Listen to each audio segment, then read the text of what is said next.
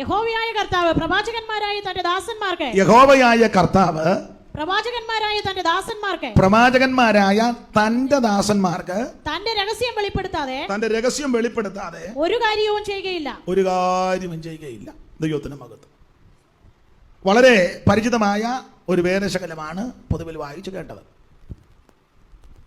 കഴിഞ്ഞ വെള്ളിയാഴ്ച മുതൽ ഈ വെള്ളിയാഴ്ച വരെ ദൈവം എല്ലാവരെയും സൂക്ഷിച്ചു. ദൈവത്തിന്റെ കൃപ അനുഭവിപ്പാൻ ദൈവം സാവകാശം നൽകി. അവിടുന്ന് കരുണ ചെയ്തത് കൊണ്ട് ഒന്നിച്ച് ചുരുക്കം പേരെങ്കിലും കൂടി ദൈവത്തെ മഹത്വപ്പെടുത്തുവാനും ഇടയായി. എല്ലാറ്റിനായിട്ടും ദൈവത്തിന് മഹത്വം കരയേറ്റുന്നു. ഞങ്ങൾക്കും കഴിഞ്ഞ ദിവസം അല്പം ദൂരം യാത്ര ചെയ്ത് കൺവെൻഷനിൽ സംബന്ധിപ്പാനിടയായി. മദ്രാസിൽ വളരെ അനുഗ്രഹമായിരുന്നു. അത് പോയില്ലായിരുന്നെങ്കിൽ വലിയ നഷ്ടമായിരുന്നു. ദൈവത്തിന് മഹത്വം. വളരെ അനുഗ്രഹിക്കപ്പെടുവാനും അനുഗ്രഹം പ്രാപിപ്പാനും അത് കാണുവാനും അനുഭവിപ്പാനും എല്ലാം ദൈവം കൃപ നൽകി. ദൈവത്തിന് മഹത്വം. നിങ്ങളും ഒന്ന് പോയി കാണുകയും കേൾക്കുകയും ചെയ്യുന്നത് നല്ലതാണ്. ഞാൻ മുന്നേ ഒന്ന് പോയി നോക്കിയതാണ് എങ്ങനെ ഉണ്ടെന്ന്. അപ്പം അത് കഴിഞ്ഞ് നിങ്ങളെ വിടാൻ പറ്റുള്ളൂ. അപ്പം അത് വളരെ അനുഗ്രഹമാണ്. ദൈവത്തിന് മഹത്വം. ഒത്തിരി കാര്യങ്ങൾ കണ്ടു പഠിക്കേണ്ടതുണ്ട്, നോക്കി പഠിക്കേണ്ടതുണ്ട്. സ്തോത്രം. ഈ നല്ല കാര്യങ്ങൾ കാണുകയും കേൾക്കുകയും ചെയ്യുമ്പോൾ അത് നമ്മുടെ ജീവിതത്തിൽ പകർത്തണം. ഞാനങ്ങനെ നമ്മളെല്ലാം പഠിച്ചല്ലോ ഇങ്ങോട്ട് വന്നേ. ഒന്നും പഠിച്ചു നമുക്കൊന്നും അറിയത്തില്ലെന്നുള്ളതാണ് സത്യം. അപ്പോൾ ഓരോന്ന് കണ്ട് പഠിക്കണം. ഒരാളൊരു കാര്യം ചെയ്യുമ്പം അത് നന്നായിരിക്കും, എനിക്കും അങ്ങനെ ചെയ്യണം, എന്നാലേ രക്ഷപ്പെടുകയുള്ളൂ. ഞാൻ അത് ചെയ്യാൻ പോവാം. ഞാൻ വർഷങ്ങളായിട്ട് ഇങ്ങനെ ചെയ്തുകൊണ്ടിരിക്കുന്നത്. ഇതിഷ്ടപ്പെടുന്നവർ അത് രക്ഷപ്പെടുകയില്ല. അതെല്ലാ കാര്യങ്ങളും അങ്ങനെ കണ്ടു പഠിക്കേണ്ടതുണ്ട്, കേട്ട് പഠിക്കേണ്ടതുണ്ട്, ഗ്രഹിച്ച് ചെയ്യേണ്ട കാര്യമുണ്ട്. അപ്പം അങ്ങനെ നമ്മൾ സമർപ്പിച്ച് മുൻപോട്ട് പോയെങ്കിൽ നമുക്ക് രക്ഷപ്പെടാൻ പറ്റുള്ളൂ. എല്ലാ മേഖലയിലും അങ്ങനെ, ആത്മീയത്തിലും അങ്ങനെ, എല്ലാ മേഖലയിലും. സ്തോത്രം. നേഴ്സിങ്ങിന് പഠിക്കുന്ന പിള്ളേരുടെ സാമർത്ഥ്യം, ചില നേഴ്സുമാരൊക്കെ നല്ല അതിസാമർത്ഥ്യമാണ്. അപ്പോൾ അവരോട് ഡോക്ടർമാർക്കും ഇഷ്ടമാണ്. സിസ്റ്റർ സൂസി വന്നാൽ എൻ്റെ കൂടെ മോളിയൊന്നും വേണ്ട, മോളി അവിടെ പഞ്ഞി എടുത്തോണ്ട് അവിടെ ഇരുന്നാൽ മതി. കാരണം തളന്ന് കിടക്കുക മോളി. പക്ഷെ മറ്റേ സിസ്റ്റർ അങ്ങനല്ല. നല്ല ഡോക്ടറെ പിടിക്കെ നിൽക്കും. ഡോക്ടർ രോഗിയെ ഉടനെ ഫയൽ എടുത്ത് കൊടുത്ത് അപ്പോൾ ഡോക്ടർ ആ പേജ് എടുത്ത് കൊടുക്കണം. ഞാൻ നേഴ്സിംഗ് ഒന്നും പഠിച്ചതല്ല. ഡോക്ടർ കിടന്ന് തപ്പി ഊപ്പാട് വരിക. അല്ല അനാവശ്യം പറയത്തില്ലെങ്കിലും ഉള്ളി പറയും, മേലിൽ നീ എൻ്റെ കൂടെ ഒറ്റ വാർഡിൽ. അതേസമയം സാമർത്ഥ്യമുള്ള നേഴ്സാണെങ്കിൽ ഉടനെ അല്ലേ, അങ്ങനല്ലേ പറ. ആ പേഷ്യൻറ്റിൻ്റെ പേര് ആ പേജുണ്ട്, അതെടുത്ത് ഒന്ന് ഡോക്ടർ നോക്കുമ്പോൾ എക്സ്റേയുടെ എടുത്ത് കൊടുക്കും. അന്നേരം എടുത്ത് പിടിക്കെ ഒടുവിൽ ഹെഡ് നേഴ്സ് ആകും. അന്നേരം കൂടെ പഠിച്ചവൾ ഇപ്പോഴും സൂചിയായിട്ട് അവിടെ വാതൊക്കെ നിൽക്കുക. നിൻ്റെ ആയുസ് മുഴുവൻ നീ സൂചിയായിട്ട് നിൽക്കുകയുള്ളൂ. കുത്തിയാലോട്ട് ഒക്കുകയില്ല. കുത്തുകൊണ്ടവർ പറഞ്ഞ് മേലിൽ ആ നേഴ്സ് തന്നെ നല്ലൊരു സർട്ടിഫിക്കറ്റും കിട്ടി ഇല്ലേ. പിന്നെ വേണേൽ പറയാം, ഞാനും മന്ദിരത്തിൽ പഠിച്ചതാണ് 3 കൊല്ലം. എൻ്റെ കൂടെ പഠിച്ചത് സിസ്റ്റർ സാറാമ. സാറാമ സൂപ്പറുണ്ടായി. ആത്മീയത്തിലും അങ്ങനെ തന്നെ. ഞാൻ ഉദാഹരണമായിട്ടൊരു കാര്യം പറഞ്ഞതാണ്. സ്കൂളിലാണെങ്കിലും എനിക്ക് വലിയ പഠിത്തമൊന്നുമില്ല. സ്കൂളിലാണെങ്കിലും നന്നായിട്ട് പഠിക്കുന്ന പിള്ളേരെ ചിലപ്പോൾ ടീച്ചർമാർ വരെ ഇനി വന്നേ അവരെ കൊണ്ട് ക്ലാസ് എടുപ്പിക്കും ഇല്ലേ, എടുപ്പിക്കും. ഉഴപ്പിയിരിക്കുകയാണല്ലോ. ഇപ്പം പിന്നെ തല്ലാനൊന്നും പറ്റാത്തതുകൊണ്ട് ടീച്ചർമാരെ ശ്രദ്ധിക്കത്തേ ഇല്ല. എല്ലാ മേഖലയിലും അങ്ങനെ, ആത്മീയത്തിലും അങ്ങനെ. അപ്പം ഇത് കണ്ടും കേട്ടുമല്ല പഠിക്കണം. ഓരോ ദിവസവും നമ്മൾ പഠിച്ചുകൊണ്ടിരിക്കുക. അപ്പം അങ്ങനെ പഠിക്കുമ്പം അത് നമ്മുടെ ജീവിതത്തിന് വളരെ അനുഗ്രഹമാണ്. ഞാനാണ് എല്ലാ ദിവസവും ഓരോന്നിങ്ങനെ കണ്ടും കേട്ടും പഠിക്കുക. എനിക്കറിയത്തില്ലല്ലോ. അപ്പം അറിവുള്ളവർ, പക്വത വന്നവർ, പരിജ്ഞാനമുള്ളവർ, വിവരമുള്ളവർ, വിവേകമുള്ളവർ ചെയ്യുന്നതും കാണിക്കുന്നതും കേട്ടും കണ്ടുമൊക്കെ പഠിച്ച് അങ്ങനെ നമ്മൾ മുന്നേ നല്ല എല്ലാം പഠിച്ചുകൊണ്ടല്ലോ ആരും വന്നേ അല്ലേ. ഉദാഹരണം സഹോദരിമാരുടെ കാര്യം പറയാം. നിങ്ങളുടെ വീട്ടിൽ വെച്ച് നിങ്ങൾക്ക് ഭക്ഷണം ഒന്നും ഉണ്ടാക്കാൻ അറിയത്തില്ല. ഒറ്റ പെണ്ണേ ഉള്ളായിരുന്നു. വേലക്കാരി ചിലപ്പം വീട്ടിൽ കാണില്ലേ, അമ്മ അങ്ങ് കന്ന് പണിയും പോലെ പണിതു, നിന്നെ കൊണ്ടൊന്നും ചെയ്യിപ്പിച്ചില്ല. അതായിരുന്നു സാഹചര്യം. ആട്ടെ, ചിലപ്പോൾ വന്ന് കയറിയ വീട്ടിൽ അത് ഒത്തൊന്നും വരികയില്ല. അപ്പോൾ അതെല്ലാം കൂടെ അറിയത്തില്ല. ഓരോ ദിവസവും പഠിക്കണം. അവിടുത്തെ അമ്മയോട് ചോദിക്കണം, അമ്മായി ഉണ്ടല്ലേ, ആദ്യം അങ്ങ് തുറന്ന് സമ്മതിക്കണം, അമ്മച്ചി എനിക്കൊന്നും അറിയത്തില്ലെന്ന്. നീ അന്നേരം മിസ്സിസ് കെ മാത്യു എന്ന് പറഞ്ഞ് കസേരയിരിക്കുക. അവിടുത്തെ തള്ള അതിലും മിടുക്കായിട്ടിരിക്കുക. പാചക റാണിയായിട്ട് അതല്ല ഇരിക്കുന്നത്. നീ മിസ്സിസ് കെ എം മാത്യു രണ്ടും കൂടെ ഒക്കുകയല്ല. അപ്പം ചെല്ലുമ്പോഴേ അങ്ങ് തുറന്ന് പറയണം, ആരുമില്ലാത്ത അമ്മച്ചി എനിക്കൊന്നും അറിയത്തില്ല, എല്ലാം എന്നെ പഠിപ്പിച്ച് തരണം. അപ്പം തള്ളയ്ക്ക് ഒരു നല്ല സ്നേഹം തോന്നും. എന്നിട്ട് അവൾ തുറന്ന് സമ്മതിച്ചല്ലോ. അപ്പം അമ്മ ഓരോന്നോരോന്ന് പഠിപ്പിക്കും. അങ്ങനെ പഠിപ്പിച്ച് ഒടുവിൽ നീ അമ്മയെക്കായാലും മിടുക്കിയാകും. ഇത് ചെന്ന ഉടനെ ആ തുടുപ്പെടുത്ത് തലയുടെ തലയ്ക്ക് അടിച്ച് അവർ മയങ്ങി വീണു. അമ്മായിമ്മയുടെ തലയ്ക്ക് നല്ലെടുത്ത് ഒലയ്ക്കൊക്കെ അടിച്ചെന്നല്ലേ വായിച്ചത് പേപ്പറിൽ? ഒലയ്ക്ക് അടിച്ചങ്ങോട്ട് ഒന്നെന്നോ എല്ലായിടത്തും ഉണ്ട്. കൈക്ക് കിട്ടുന്നതായിട്ട് അടിക്കുക. തുടുപ്പാന്നേ തുടുപ്പ്, ചെരവയാന്നേ ചെരവ, ഒലക്കയാന്നേ ഒലക്ക. എന്തായാലും ഭൂമിക്ക് മേളിൽ വെച്ചോണ്ടിരിക്കുകയല്ല. അപ്പം ഇത് കേട്ടും കണ്ടും പഠിക്കണം. അത് അമ്മയെന്ന് പഠിച്ചെടുക്കണം. എല്ലാവർക്കും എല്ലാം അറിയത്തില്ല. ഞാനിപ്പോഴും എന്നേക്കാൾ അറിവുള്ള ജ്ഞാനമുള്ള പാസ്റ്റർമാരോട് ഓരോ കാര്യം ചോദിക്കും. അതെങ്ങനെ, ഇതെങ്ങനെ, എനിക്ക് ഒരു നാണക്കേടുമില്ല. ഒരു നാണക്കേടുമില്ല. ഞാൻ ചോദിക്കും, എനിക്കറിയത്തില്ല. അതെങ്ങനെ പ്രയോഗം, അതെങ്ങനെ ആ വാക്യം, അതെങ്ങനെ പറയണം, അതിനെന്നെ സ്തോത്രം. ഈ പഠിച്ചാലേ പഠിപ്പിക്കാൻ പറ്റുള്ളൂ, മേടിച്ചെങ്കിലേ കൊടുക്കാൻ പറ്റുള്ളൂ. സ്കൂളിൽ പഠിക്കുന്ന ടീച്ചേഴ്സിനെ നിങ്ങൾ അവർ യാത്ര ഇരുന്ന് പഠിക്കും. പിള്ളേരാന്ന് നല്ല വിളഞ്ഞ പിള്ളേരാണ് ഇപ്പോഴത്തെ പിള്ളേർ. പിള്ളേർ നല്ല ചോദ്യം ചോദിക്കും. അന്നേരം ചൂരവടി എടുത്ത് തല്ലാന്ന് പണ്ടാന്നേ തല്ല, കൈ നീട്ടണ എന്ന് പറഞ്ഞ് അടിക്കാം. പിന്നെ ആഴ്ചയിലൊരു ചോദ്യം ചോദിക്കുകയല്ല. ഇപ്പോഴത്തെ പിള്ളേരുടെയൊക്കെ ഒന്നും അപ്പം നന്നായിട്ട് അവർ പഠിക്കും. പഠിച്ചാൽ പിറ്റേന്ന് ക്ലാസ്സിൽ അല്ല നോക്കത്തില്ല. അപ്പം ഏത് മേഖലയാണെങ്കിലും നമ്മൾ സൂക്ഷിച്ച് ശ്രദ്ധിച്ച് കൈകാര്യം ചെയ്താൽ നമുക്ക് പരാജയം വരികയില്ല. ഞാൻ ഇടയ്ക്ക് ഇത്രയും കാര്യം ഒന്ന് പറഞ്ഞതേ ഉള്ളൂ, ഞാൻ പിന്നീട് പറയാം.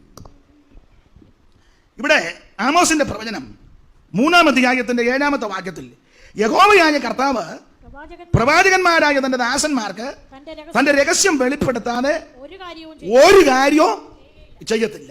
രഹസ്യങ്ങളെ ദൈവം വെളിപ്പെടുത്തും.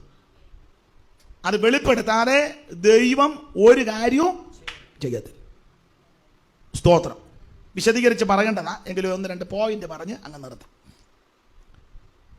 ദൈവം തന്റെ രഹസ്യം വെളിപ്പെടുത്തിയിട്ടേ അത് ചെയ്യൂ. ആമേൻ. ഉദാഹരണമായിട്ട് നമുക്ക് വചനത്തിൽ പഠിക്കുമ്പോൾ ഏലിയുടെ കുടുംബത്തിൽ വരാനിരിക്കുന്ന കാര്യം ദൈവം മുന്നമേ ശമൂവേലിന് വെളിപ്പെടുത്തി. അല്ലാതെ സുപ്രഭാതത്തിൽ അങ്ങ് ചെയ്യുകയല്ല.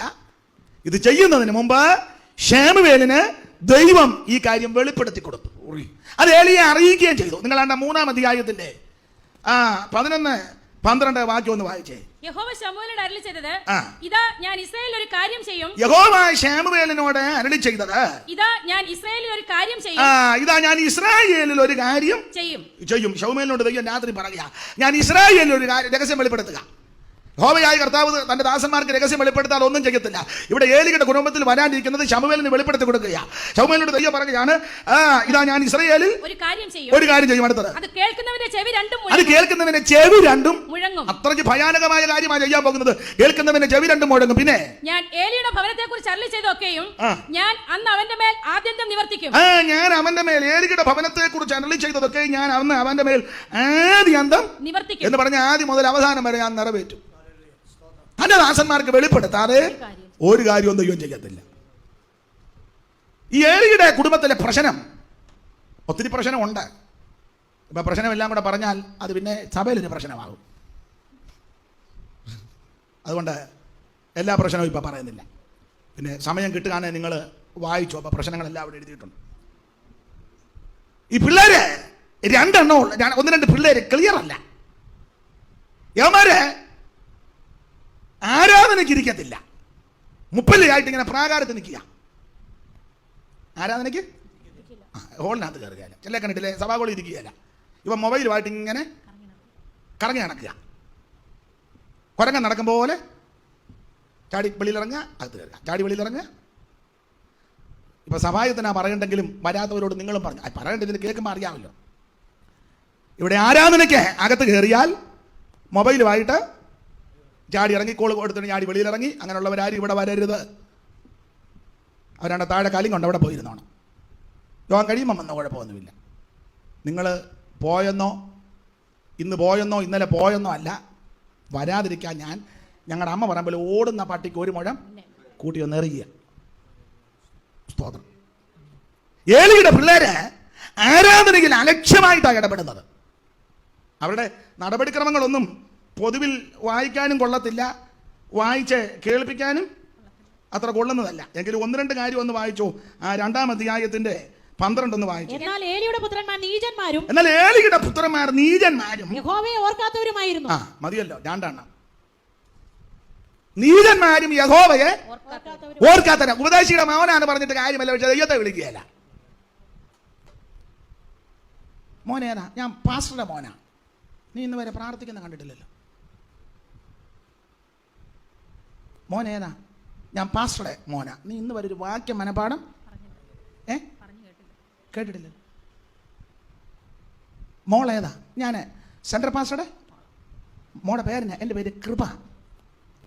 ഇന്ന് വരെ മോളൊരു സ്തോത്രം ഉറക്കെ പേരെന്നാ?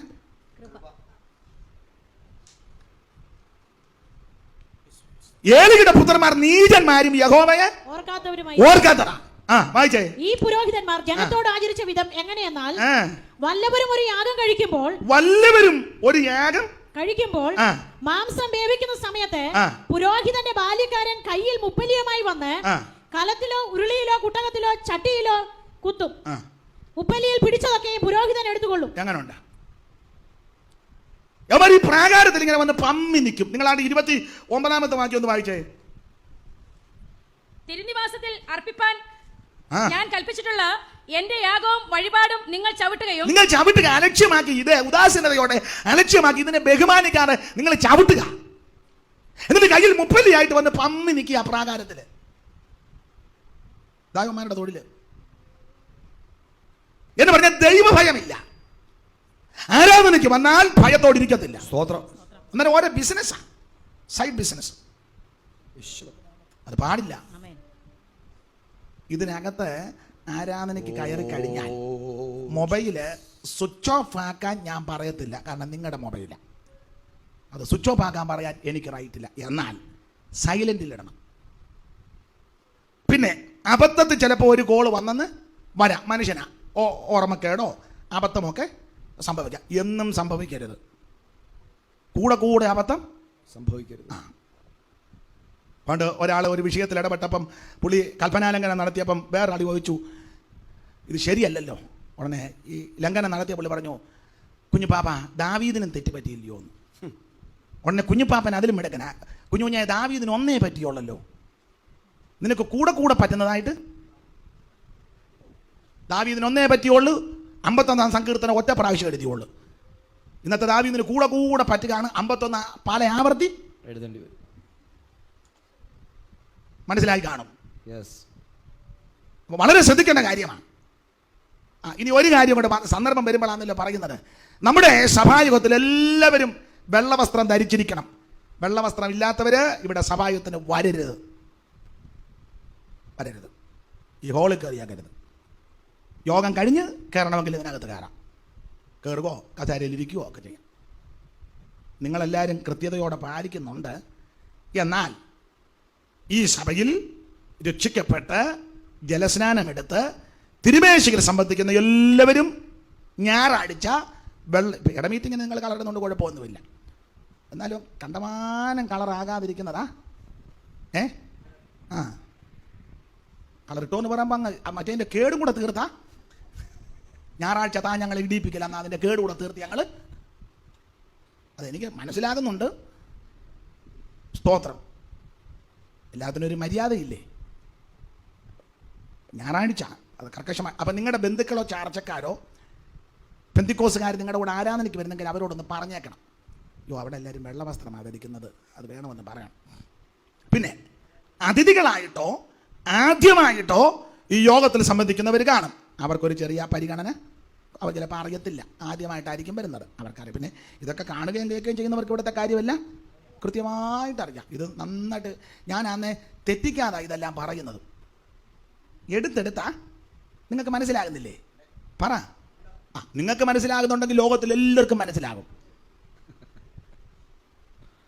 അപ്പോൾ ഇതെല്ലാവരും വളരെ ശ്രദ്ധിക്കണം. ഇടയ്ക്ക് കയറി ഒന്ന് പറഞ്ഞതേ ഉള്ളൂ. അപ്പോൾ ഏലിയുടെ പിള്ളേര് ദൈവത്തിന് ഹിതമില്ലാത്ത കാര്യമായി ചെയ്യുന്നത് മുപ്പല്ലിയായിട്ട് നിൽക്കുക. ഇവന്റെ എല്ലാം നോട്ടം ഇപ്പം കലത്തിലും ഉരുളിയിലും കുട്ടകത്തിലും ചട്ടിയിലും. അല്ലാതെ കണ്ണുകൾ ഉയരത്തിലേക്ക് ഉയർത്തുന്നില്ല. സങ്കീർത്തനക്കാരൻ പറഞ്ഞിരിക്കുന്നത് ഞാൻ എൻ്റെ കണ്ണ് കുട്ടകത്തിനകത്തോട്ട് നോക്കുവാന്നാണോ? പറ. ആ, ഏലിയുടെ പിള്ളേരെ കണ്ണോ കുട്ടകത്തിലും ചട്ടിയിലും കാലത്തിലും. എന്നാ സങ്കീർത്തനക്കാരൻ പറഞ്ഞത് ഞാൻ എൻ്റെ കണ്ണ് കൺകൾ ഉയർത്തി ഞാൻ നോക്കും എൻ കർത്താവേ നിൻ ദയക്കായി. എൻ കൺകൾ ഉയർത്തി ഞാൻ നോക്കും എൻ കർത്താവേ നിൻ ദയക്കായി. എണ്ണിയാൽ തീരാ നന്മകൾ തന്നു എന്നെ അനുഗ്രഹിക്കാൻ.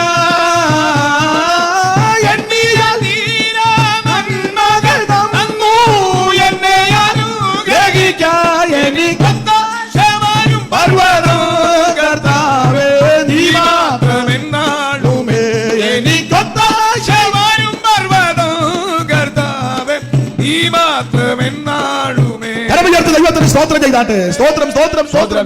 ദൈവത്തിന് മഹത്വം, ദൈവത്തിന് മഹത്വം. അപ്പൊ ഏലിയുടെ പിള്ളേര് ക്രമം കേട്ടാ നടക്കുന്നത്. അതുകൊണ്ടാ ഈ കുടുംബത്തോട് അനർത്ഥം വരുത്താൻ പോകുകയാ. അത് ശമൂവേലിന് ദൈവം രഹസ്യം വെളിപ്പെടുത്തി. ഈ മാത്രമല്ല, യവന്മാര് സമാഗമന കൂടാരത്തിന്റെ വാതുക്കല അകത്തോട്ട് കയറുകയല്ല. അങ്ങനെ എഴുതിയേക്കുന്നത്. നിങ്ങളാണ്ട 2-ാം അധ്യായത്തിന്റെ മൊത്തം വാക്യം വായിക്കണ്ട പൊതുവിൽ, എങ്കിലും ആ പ്രയോഗം മാത്രം മതി. 2-ന്റെ-22 വാക്യം മൊത്തം വായിക്കണ്ട. സമാഗമന കൂടാരത്തിന്റെ വാതിൽക്കൽ. അതാ ഏലി വൃദ്ധനായാറെ അവന്റെ പുത്രന്മാരല്ല ഇസ്രായേലിനോടും ചെയ്യുന്നതൊക്കെയും സമാഗമന കൂടാരത്തിന്റെ വാതിൽക്കൽ സേവ ചെയ്യുന്ന സ്ത്രീകളോടുകൂടെ കൽപ്പനാലംഘനം നടത്തുന്നു. അല്ല, വാതിൽക്കൽ. അതാ ഞാൻ പറഞ്ഞു, അകത്തോട്ട് എമാര് വാതിൽക്കൽ നിന്ന് ഫോട്ടോ എടുക്കുക, മെസ്സേജ് അയക്കുക, വാതിൽക്കൽ വരുന്ന ലില്ലിക്കുട്ടിയുടെ ഫോട്ടോ എടുക്കുക, വാട്സപ്പിനകത്ത്. മിണ്ടുന്നില്ലല്ലോ. നിങ്ങളുടെ കാര്യമല്ല പറഞ്ഞ്, ഏലിയുടെ പിള്ളേരുടെ കാര്യമാണ്. നിങ്ങളുടെ ഇരിപ്പ് കണ്ടിട്ട് ഏലിയുടെ പിള്ളേർ നിങ്ങളുടെ അളിയനാന്ന് തോന്നുന്നു.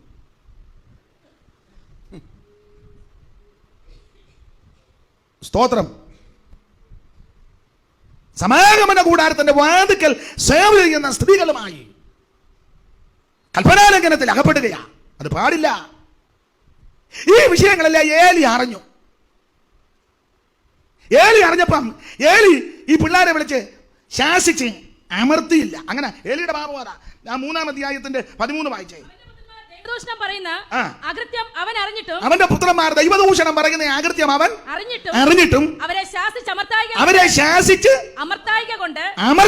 അപ്പൊ ശാസിക്കുക മാത്രമല്ല, ശാസിച്ച് അമർത്തണം.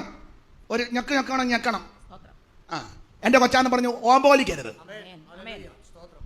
എന്റെ താന്ന് പറഞ്ഞ്, ഞാൻ പഴയ ഭാഷയാ വരുന്നത്, നിങ്ങൾക്ക് എല്ലാവർക്കും ഇഷ്ടപ്പെടുകയില്ലായിരിക്കും. എന്റെ താന്ന് പറഞ്ഞു പൊത്തരുത്. തെറ്റി എഴുതാ തെറ്റാന്ന് പറയണം. യോ പാസ്റ്ററുടെ മോനാ, പാസ്റ്ററുടെ മോളാ, സെൻട്രൽ പാസ്റ്ററുടെയാ. ഇതിനകത്ത് അങ്ങനെ ഒരു പ്രമാണമില്ല. ശാസിക്കേണ്ടവനെ പൗലോസ് പറഞ്ഞ കഠിനമായിട്ട് ശാസിക്കണമെന്നാ. അല്ല, മഴയൊന്നും പാടില്ല. കഠിനമായിട്ട് ശാസിക്കണം. ശാസിക്കേണ്ടതിനെ ശാസിക്കണം, അമർത്തേണ്ടതിനെ അമർത്തണം. പെയിന്റ് അടിക്കരുതെന്നാ. 7 പിള്ളേരെ ശാസിച്ച് അമർത്തിയില്ല. പിള്ളേർ തെറ്റ് ചെയ്താൽ ശാസിച്ച് അമർത്തണം. എൻ്റെ അമ്മയുടെ ഒരു സ്വഭാവം, എൻ്റെ അനുഭവം പറയാമെങ്കിൽ പിന്നെ കുഴപ്പമില്ലല്ലോ. ഞാൻ എന്തെങ്കിലും കുശൃതി കാണിച്ചാലെന്നല്ല, ഞാൻ കാണിക്കും. പിന്നെ ഇപ്പം ഇതാണെങ്കിൽ കുശൃതി കാണിക്കും. അപ്പോൾ ഞങ്ങളുടെ അമ്മ, അച്ചാച്ചൻ കള്ളിഷാപ്പിൽ ജോലി കഴിഞ്ഞ് രാത്രി 9:45 10 മണിയാകും വരുമ്പം അമ്മ ഇങ്ങനെ നോക്കിയിരിക്കും, ഇത് അച്ചാച്ചനോട് പറയാം. വന്ന ഉടനെ പറഞ്ഞ് എന്നെ തല്ല് കൊള്ളിച്ചേച്ചേ അമ്മ അടുത്ത നടപടിയിലോട്ട് പോകുള്ളൂ. ആഹാരം കഴിക്കും. തല്ലിക്കും. പിള്ളേരുടെ പക്ഷം വെച്ച തല്ലിയില്ലെങ്കിൽ എരിവും കൂട്ടും. പക്ഷെ എനിക്കത് ഗുണമായി. എനിക്കത് അന്ന് അമ്മയോടും അപ്പനോടും ഒക്കെ അല്പം വൈരാഗ്യവും മുഷിച്ചിലും ഞാൻ ചിന്തിച്ചിട്ടുണ്ട്, ഇങ്ങനെ തണ്ട തന്നെയാണോ, ഇത് തള്ള തന്നെ, എന്നെ പറ്റതാണോ ഈ തള്ള, ഞാൻ ചിന്തിച്ചിട്ടുണ്ട്. പക്ഷെ ഇന്ന് അവരെ 2 പേരെ ഓർക്കുമ്പോൾ എനിക്ക് അഭിമാനമാണ്. ആ അടിയും ആ രാത്രി കൊണ്ട തല്ലും ആ ശാസന ശാസിച്ച് അമർത്തിയതും എത്ര ഗുണമായി. എന്നാൽ ഇപ്പോൾ ചിലരെ കണ്ടില്ലേ, ശാസിക്കത്തുമില്ല, അമർത്തുകയില്ല. പിള്ളേര് തെറ്റി ചെയ്താ മോനെ നീ അത് ചെയ്തായിരുന്നോ? ഡാഡിയോട് നീ ഒന്നും മറച്ചു വെക്കരുത്. ഞാൻ നിനക്ക് ഐസ്ക്രീം, നിനക്ക് ജിലേബി ഞാൻ തരാം. നീ സത്യം പറ. ജിലേബി കൊടുത്താന്നോടാ കൊച്ചുങ്ങളോട് സത്യം പറയിപ്പിക്കുന്നേ? ശാസിച്ചമർത്തണം. അതുകൊണ്ട് എന്തോ സംഭവിച്ചു? ശാസിച്ചമർത്താഞ്ഞത് കൊണ്ട് പിള്ളേർ 2 എണ്ണം അവൻ പടക്കളത്തിൽ പാട്ടു. ഉണ്ടോ? നീ ഇപ്പൊ ശാസിച്ചമർത്തിയാൽ പിന്നത്തേത് ദുഃഖിക്കേണ്ടി വരികയില്ല. ചെറുപ്പത്തിൽ ശാസിക്കാത്തവരെല്ലാം കിടന്ന് കുഴയുന്ന കണ്ടിട്ടില്ലേ? അമ്മാമേ അവൻ എന്ത് ചെയ്ത് അനുസരിക്കുന്നില്ല, അമ്മാമേ പ്രാർത്ഥിക്കുന്നു. ഇപ്പൊ കിടന്ന് മോങ്ങുക. അടി കൊടുക്കേണ്ട സമയത്ത് അടിക്കണം. കൊച്ചുങ്ങളെ അടിച്ചു വളർത്തണം. കൊച്ചുങ്ങളെ കാണുമ്പോൾ ആലിൽ തുള്ളുമ്പോൾ ഞങ്ങളുടെ സാൻകുട്ടി നീ എന്തിനിങ്ങനെ 90 കിലോ ആയിട്ട് ജീവിക്കുന്നത്? നീ ചെയ്യേണ്ട മാർഗം പറയാം. അങ്ങോട്ട് പോകുമ്പോൾ എറപ്പുഴ പാലത്തേലോ കറ്റോട്ട് പാലത്തേലോ ഈ വള്ളംകുള പാലത്തെ കയറി നേരെ താഴോട്ടങ്ങ് ഒരു കല്ലൂടെ കെട്ടിക്കോണം. എന്നാൽ പൊങ്ങി വരരുത്.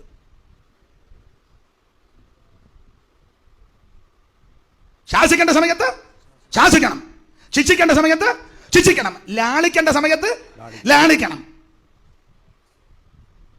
സ്തോത്രം. അങ്ങനെ ചെയ്താൽ പിന്നത്തെ നീ ദുഃഖിക്കേണ്ടി വരികയില്ല. സ്തോത്രം. പിള്ളേർ യോഗത്തിന് അടങ്ങിയിരിക്കണം. ഒരു കിഴക്കം കൂടെ ഇരിക്കണമെന്ന് പറയണം. അവിടെ ഇരിക്കടാ, അവിടെ കൊക്കയില എൻ്റെ ഇത്താ ഞാൻ ശരിയാക്കി തരാം.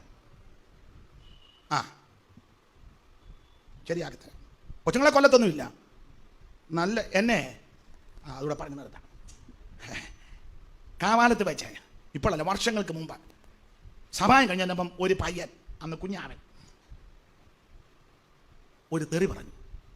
അവൻ കളരി പോയപ്പം മറ്റ് പിള്ളേരാരോ പറഞ്ഞ് കേട്ടണം. അപ്പം ഇവന് മനസ്സിലായി അരിശം വരുമ്പോൾ ഇതാ പറയേണ്ടത്. അവൻ അത് പിടികിട്ടി.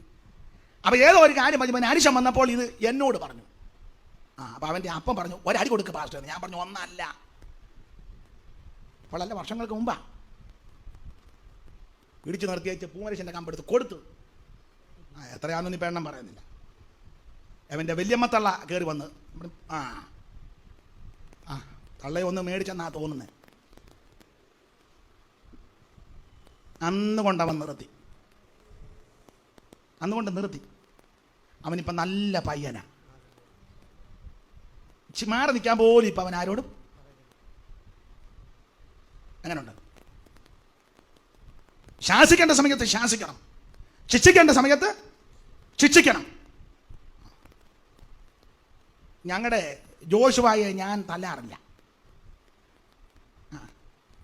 പക്ഷെ ഞാൻ നോക്കിയാൽ അറിയാം. ഞാനില്ലാത്തപ്പം വല്ല കുശ്രുതി ഉണ്ടോയെന്ന് അറിയത്തില്ല. സ്തോത്രം. ഞാൻ തല്ലത്തില്ല. ചുമ്മാ എന്തിനാ കൊച്ചുങ്ങളെ തല്ലുന്നത്? ചുമ്മാ കൊച്ചുങ്ങളെ തല്ലിയാലും കൊച്ചുങ്ങൾ മൈൻഡ് ചെയ്യുകയല്ല. പൊക്കോണം ഒരടി 6-ാം മാടിക്ക് അത്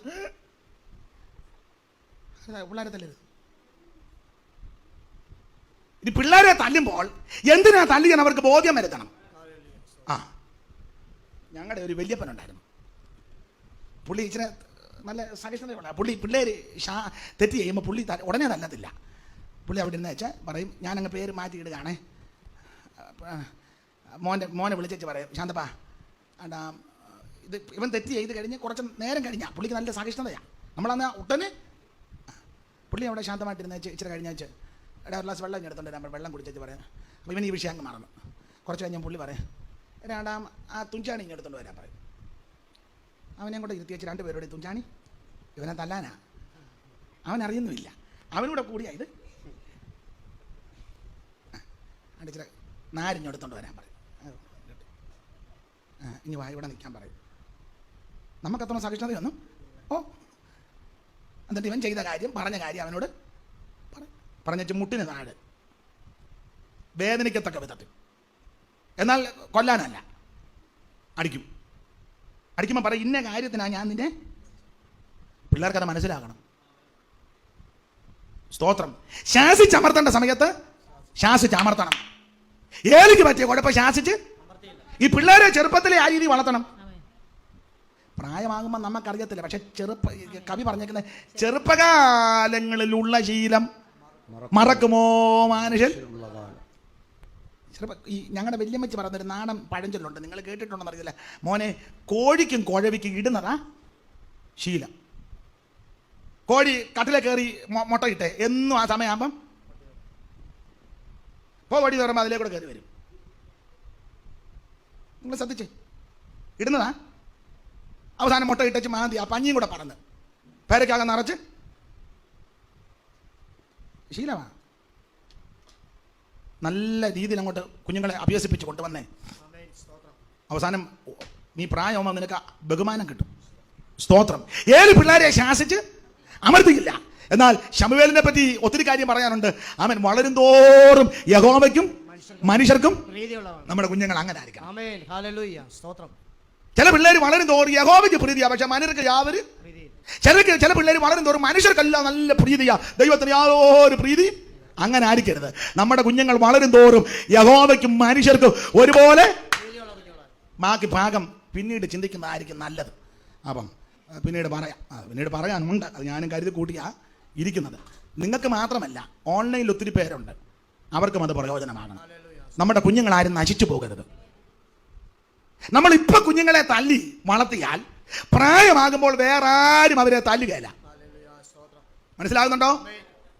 നീ ഇപ്പോൾ കുഞ്ഞുങ്ങളെ ശാസിച്ചമർത്തിയാൽ അവർ പ്രായമാകുമ്പോൾ ആരും അവരെ ശാസിച്ചമർത്തുകയില്ല. നീ ഇപ്പോൾ കുഞ്ഞുങ്ങളെ കർക്കശ ഉപദേശത്തിൽ വളർത്തിയാൽ ആ കുഞ്ഞുങ്ങൾക്ക് വേറെ ആരും ഉപദേശം കൊടുക്കേണ്ടി വരികയില്ല. ആ കുഞ്ഞുങ്ങൾ മറ്റുള്ളവരെ ഉപദേശിക്കുന്നവരാകും. നമ്മുടെ കുഞ്ഞുങ്ങളെല്ലാം കർത്താവിൽ പ്രസിദ്ധരാകണം. നമ്മുടെ കുഞ്ഞുങ്ങളെല്ലാം ദൈവത്താൽ അനുഗ്രഹിക്കപ്പെടണം. ശാസിച്ചമർത്തേണ്ട വിഷയത്തിൽ ശാസിച്ചമർത്തണം. അവൻ രഹസ്യങ്ങളെ വെളിപ്പെടുത്തുന്ന ഒരു ദൈവമുണ്ട്. തന്റെ ദാസന്മാർക്ക് വെളിപ്പെടുത്താതെ ദൈവം ഒരു കാര്യവും ചെയ്യത്തില്ല. അല്പസമയങ്ങൾ എല്ലാവരും ദൈവത്തിന് മഹത്വം കൊടുത്താട്ടെ, ദൈവത്തിന് മഹത്വം കൊടുത്താട്ടെ, എല്ലാവരും കർത്താവിന് മഹത്വം കൊടുത്താട്ടെ. ഇത്ര ഭാഗ്യമൻ ജീവിതത്തിലേകിയ പ്രാണപ്രിയനൻ പ്രമോദമേ, ഇത്ര ഭാഗ്യമൻ ജീവിതത്തിലേകിയ പ്രാണപ്രിയനൻ പ്രമോദമേ, അവൻ ഉപനിധി ആത്തിടോ വനമേഘത്തിലെന്നെ ചേർത്തിടോ, അവനെന്നെ ഉപനിധി കാത്തിടൂ വനമേഘത്തിലെന്നെ ചേർത്തിടോ, അവൻ തേജസ്സിലെ സൂമി പൊൻമുഖം ഞാൻ കാണൂ കാലമേറ്റം ആസന്നമേ, ഓ തേജസ്സിലെ സൂമി പൊൻമുഖം ഞാൻ കാണാമേ കാലമേറ്റം ആസന്നമേ, അതെന്നാശയേ പ്രഭാതമേ, ഓ ജീസസ് ജീസസ്